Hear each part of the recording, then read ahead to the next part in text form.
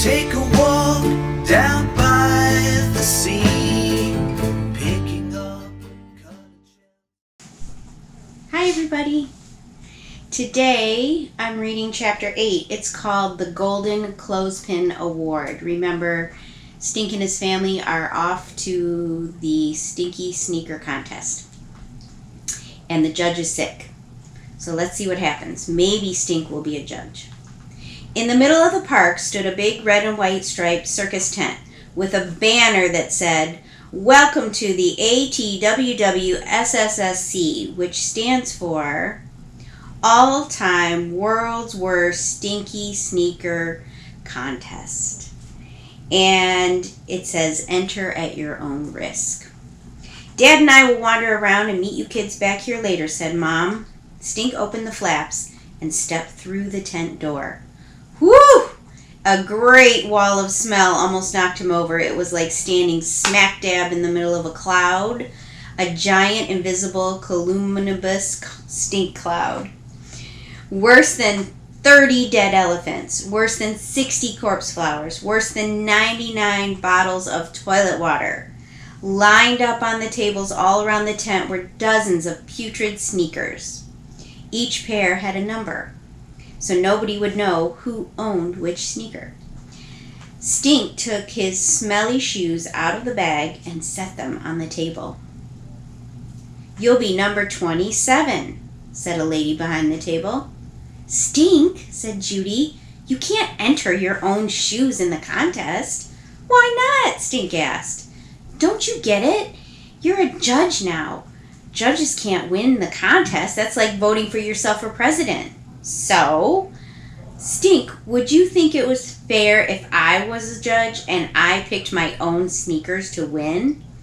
"Not really," said Stink. "See, picking your own sneakers makes you a cheaterhead." "A cheesehead?" asked Stink. "No, a big fat cheaterhead," Judy said. Just then, Mrs. D motioned for Stink to come over to the important table up front, where the judges sat. Red and blue ribbons were set out on a fancy tablecloth alongside the shiny golden clothespin trophy. "What's with the fancy clothespin?" whispered Judy. "That's the award," said Stink, pinching his nose shut like with a clothespin and making a PU face. "Here's your new judge," Miss D told the other two judges. "Meet James Moody. Believe it or not, he goes by the name Stink." The other two judges laughed. "Well, your name alone qualifies you to be a judge," said the woman from Odor Munchers. "Thanks, Stink. You really saved the day." "Glad to meet you. I'm Mr. Moore. Call me Steve," said the other judge. "You sure are tall," said Stink, shaking his hand. "Stink," said Mrs. D, "this is the man I wanted you to meet. Mr. Moore, Steve, is a professional smeller." "That's me," said Steve. "You mean that's your job? You smell stuff?" said Stink. "That's my job. I work for NASA, and they call me the Master Sniffer." "They call me the Nose," said Stink. "I want to be a professional smeller when I grow up, but my sister said..." "What kind of stuff do you smell?" Judy asked Steve. "Anything that goes up into space. I'm your man. If it's too smelly, we can't have it aboard the space shuttle. Up there, you can't just open a window. You'd be surprised at the number of things that do not pass the smell test." "Really? Like what?" asked Stink. "Like film for a camera, felt tip markers, a stuffed teddy bear." "Bad news, Stink," said Judy. "You can't go up into space now. They won't let you take your teddy bear." "Hardy har har," said Stink. Steve the smeller laughed a deep laugh. "What do you have to do to be a professional smeller?" Stink asked. "Do you have to be tall? Because I'm short." "No, but you can't have allergies," said Steve. "You have to be good at detecting odors, like, say, new car smell.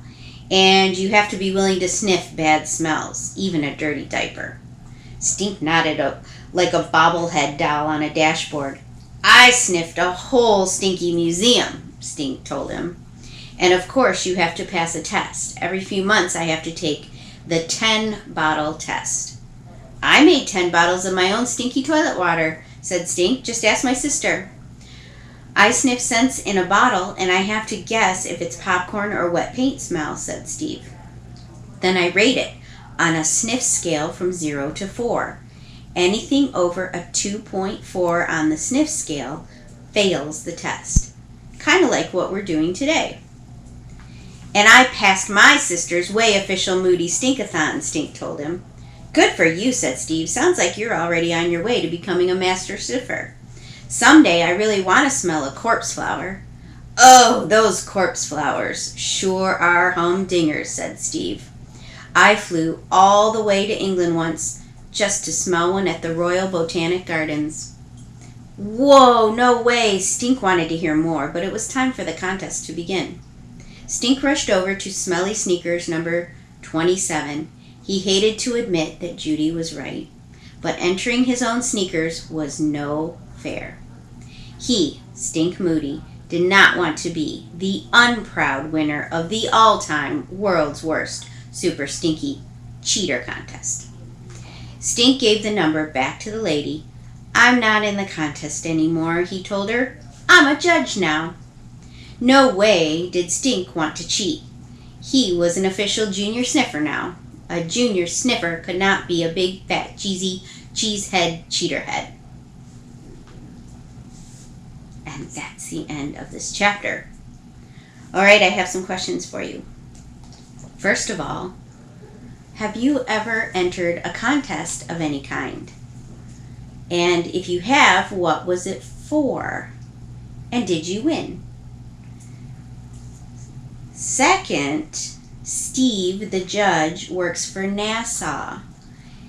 I wonder, would you ever want to go for a trip in space? Some people would and some people wouldn't. I want to know if you would like to go into space, and if so, why? And if you don't want to go into space, if so, why? Okay, I will see you for the next chapter, chapter 9. Take a walk down by the sea, picking up colored shells in the sand. Seagull, I